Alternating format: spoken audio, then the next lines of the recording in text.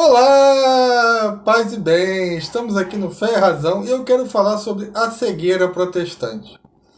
Eu acho assim interessante é que aqui nessa semana eu peguei cinco exemplos, sobre como é que o protestante é cego. Desculpa, eu fico impressionado com a capacidade de falar besteira e não ver o óbvio. Então, o que acontece, né? O primeiro que eu vou citar aqui, né, foi no vídeo que eu falei sobre a intercessão judaica, que os judeus acreditam na intercessão judaica. Então o cara botou que não vou ler o texto todo do cara, que é enorme, mas pontos centrais, tá? Amigo, a intercessão dos justos no judaísmo é relativo, nem todos aceitam o que acreditam. Atualmente, o judaísmo se divide em três movimentos: judaísmo reformador liberal, judaísmo ortodoxo, judaísmo masorti, o conservador. E ele, pulando algumas linhas, ele termina assim: pessoalmente, se um cristão quer entender o judaísmo e a teologia judaica, né, deve-se estudar Maimonides. Ele seria o Tomás de Aquino para os católicos. Se ler o Mishneh Torah, pelo menos o primeiro capítulo, ou o Guia dos Perplexos, já é um grande passo para entender grande parte da teologia judaica de raiz, sem esses misticismos atuais da cabala moderna. Espero ter ajudado a entender melhor. Bom, primeiro, que as coisas que eu citei, tá, como o túmulo de Raquel, que é visitado há 3.000 anos, e os judeus vão lá pedir intercessão, é uma coisa constatada e não pode ser moderna porque tem 3.000 anos. E eu não preciso do judaísmo, né, assim como eu citando, né, que há na ceia judaica o cálice de Elias, que há uma cadeira que é colocada quando é feita a circuncisão para que Elias esteja ali intercedendo. Eu não preciso de entender de judaísmo para isso. É um fato que eu posso constatar. Assim como qualquer protestante pode constatar que há romarias para Aparecida, que é uma multidão por Ciro de Nazaré. Então, quando eu digo que vai uma multidão de judeus rezar no túmulo de Raquel há 3.000 anos, primeiro que isso não pode ser judaísmo moderno, e segundo que isso é uma constatação. Eu não preciso entender de judaísmo para falar, olha, aqui é um fenômeno que eu estou vendo. É empírico isso. Senão, os protestantes não ficavam dando palpite dentro do catolicismo. Olha a quantidade de gente que vai no Círio de Nazaré. Sim, eu não posso negar o fato que um monte de gente vai ao Círio de Nazaré. Graças a Deus. Assim como não posso negar o fato que há romarias que vão Aparecida. Isso qualquer protestante, qualquer pessoa de outra religião pode constatar esse fato. Então, o que eu falei são fatos constatáveis de rituais dentro do judaísmo. Se você acha que é cabala moderna, beleza, mas eu acho que para mim um teco de 3.000 anos não pode ser moderno. Não sei o que é moderno aí também, né? O outro até concordou comigo quando eu falei sobre o evangelho, né? Teve um protestante dizendo que o evangelho de Mateus foi escrito por Justino. E eu usei um princípio lógico. Para que se Justino tivesse escrever esse evangelho, ele tinha que ter escrito com 10 anos de idade. Aí o cara botou que eu falei uma petição de princípio.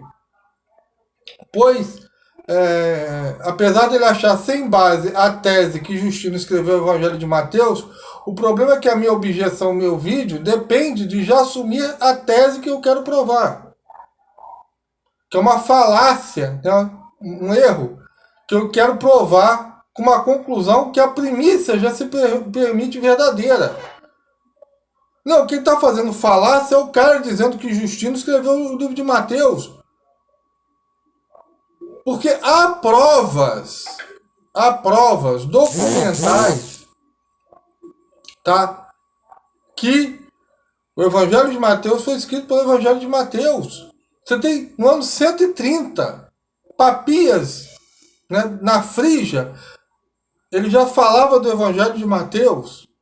Você tem o papiro P45, o papiro de Bodmer e o papiro de Oxford, que diz comprovadamente que o Evangelho de Mateus foi escrito mais ou menos naquela época, por uma testemunha ocular. Então, há o documento.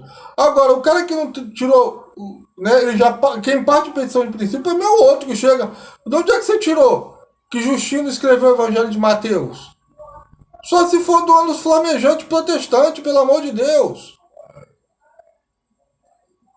E a gente tem que aturar esse monte de coisa. Tipo esse outro cara aqui que diz que Caifás era um sacerdote romano que entregou Jesus à morte. Ele confunde indicado pelo Império Romano com sacerdote romano. E esse sacerdote romano era da Igreja Católica. Isso aqui é uma falácia. Porque depois vai dizer que a Igreja Católica foi fundada por Constantino. Né? Aí vem o outro protestante que diz assim: por que o fariseu que orava no templo não foi perdoado, mas o publicano que orava foi perdoado? Eu falei, aonde é que no texto de Lucas 18, versículos 19 e 14, o fariseu pede perdão a Deus? Aí ele botou assim, eu não disse que ele pediu perdão, releu o texto, ele falou que os dois foram, o publicano foi perdoado não pelas obras dele, que o fariseu apresentou as obras no serviço de perdão, mas sim pela pura misericórdia divina. Né? O publicano estava passando por ali, olha, eu quero perdoar você e não perdoa o outro. Né? E ele fala assim, nenhum dos dois pede perdão, nem o fariseu, nem o publicano. Eu peguei o texto e falei, o publicano, porém, mantendo-se à distância, não ousava sequer levantar os olhos ao céu, mas batia no peito dizendo, ó Deus, tem piedade de mim, porque sou pecador. Para o protestante, quando o publicano fala, tem piedade de mim porque sou pecador, o publicano não estava pedindo perdão a Deus, não. Isso é uma interpretação errônea, minha. Gente, bota aí nos comentários. Eu quero saber de vocês católicos. O que acontece quando a pessoa está falando, Deus, tenha piedade de mim porque eu sou pecador? Ele está pedindo perdão ou não está pedindo perdão? Né? Vai ver que a gramática mudou, eu não estou sabendo. Né? Aí o outro bota assim, é verdade que a Igreja de Cristo é uma instituição religiosa? Não é uma instituição religiosa? Eu falei que esse negócio de negar a instituição religiosa é dos secretários de Satanás. Esses desigrejados aí que ficam prestando culto a Deus, né, pela mentira. O Deus deles é mentira, é aquele que vem roubar, matar e destruir. Né? Aí eles, como sempre, os desigrejados citam porcamente Atos 17 e Atos 7, que Deus não habita em templos feitos por mãos humanas. Esse canal aqui já cansou de falar que isso cita diretamente Isaías, ao qual especifica quais são os templos que Deus não habita. Que Deus está em todo lugar, mas nem todo lugar está em Deus. Você não pode fazer como esses caras, esses protestantes, olha, Deus não habita em templos de mãos humanas. Gente, se você não tiver essa base de Isaías, o que quiser estar falando, você não vai entender esse texto, ponto final. O que Isaías fala, onde se faz sacrifício humano, onde faz sacrifícios impuros. É esse templo que Deus não habita. Que eu falei, Jesus Cristo chamou o templo de Jerusalém de casa de oração e casa do Pai.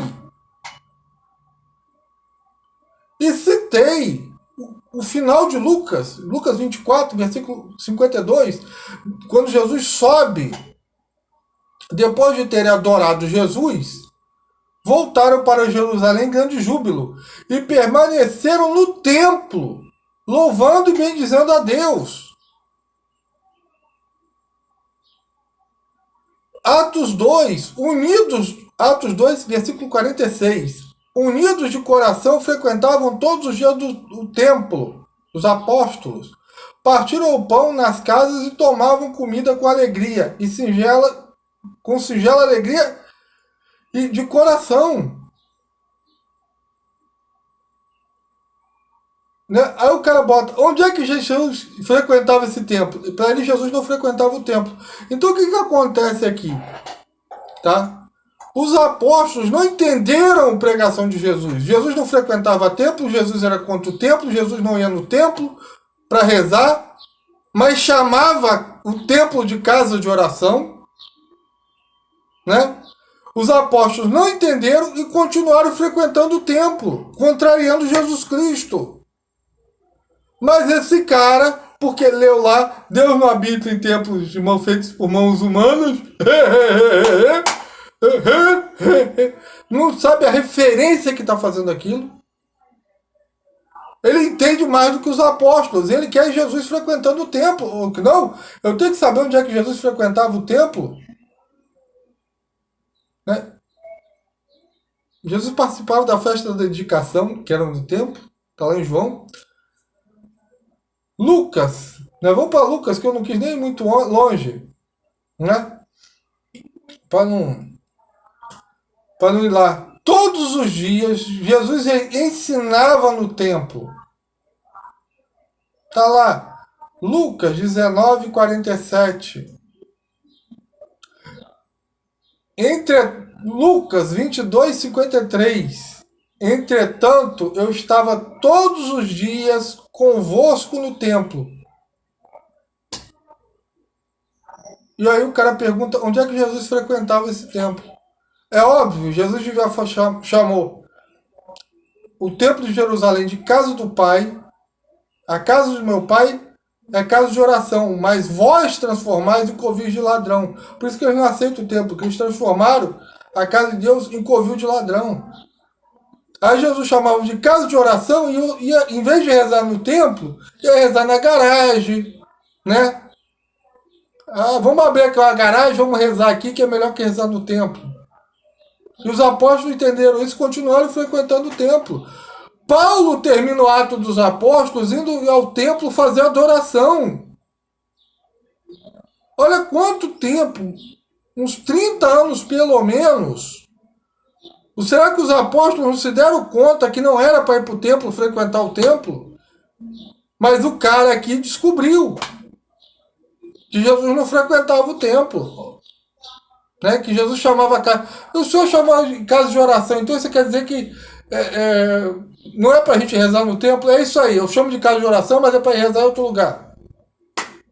Então por que tem essa cegueira espiritual no protestantismo? É muito simples. A própria Bíblia diz que quando eles leem o Antigo Testamento, quando eles leem as Escrituras, tem um véu que cobre o rosto deles. Eles não conseguem entender as coisas mais simples. Eu não falo isso porque que eles sejam desonestos e outras coisas, não. É que eles não têm capacidade, às vezes, de entender o simples português. E o simples rito de entender o que é pedir perdão a Deus. Porque como é que a confissão do protestante? Ele bota o espelho na frente e fala, Deus me perdoa? Aí o cara do espelho fala, perdoo. Pronto. Eu não tenho essa noção. Aí vem dizer que Caifás era um sacerdote romano que matou Jesus. Né? Ou outro dizendo que São Paulo não era romano. Ele era judeu. Sim. E o cara não leu o versículo abaixo. Então esse é o tipo de cegueira protestante. É a do orgulho. O protestantismo foi fundado no orgulho. Na mentira. Na deturpação da palavra de Deus. Eles eram para roubar, deturpar, destruir, falsificar a palavra de Deus. Se não é como eu quero, eu vou lá e adultero. É assim a máxima dos filhos de Lutero, e eles falam de sola escritura, enquanto eles são ventrílocos da Bíblia. Todo protestante é um ventríloco de Bíblia. Ele pega a Bíblia, olha só o que a Bíblia está falando. Olha só, Jesus não frequentou o templo. Tá vendo? A Bíblia tá falando aqui. É assim que eles fazem. Então, meu irmão e minha irmã, deixa aí seus comentários. Agradeço aí. Quem puder compartilhar nas redes sociais, fazer serviço de evangelização. Que Deus abençoe vocês. Se vocês não conseguirem fazer isso, pelo menos dê seu like. Né, para que a bênção de Deus, para que você seja um evangelizador, um missionário da internet. Né, agradeço a quem ajuda no meu Apoia-se, o Luiz Carlos e o Marcelo Reis, né, que ajudam aí no nosso Apoia-se. Né, se Deus quiser, lá no final de dezembro, eu espero no dia 25, né, não sei se a gente consegue ou por ali. Né, as pessoas, eu estou esperando as pessoas mandando as fotos. Um monte de gente já mandou. Espero que você contribua com o Apoia-se, mande a sua foto para a gente fazer aqui uma oração muito especial por você e sua família. Né? E se você está entrando agora no Apoia-se, né, peço a você aí que mande sua foto também. Então, paz e bem para todo mundo. E até a próxima. Amém.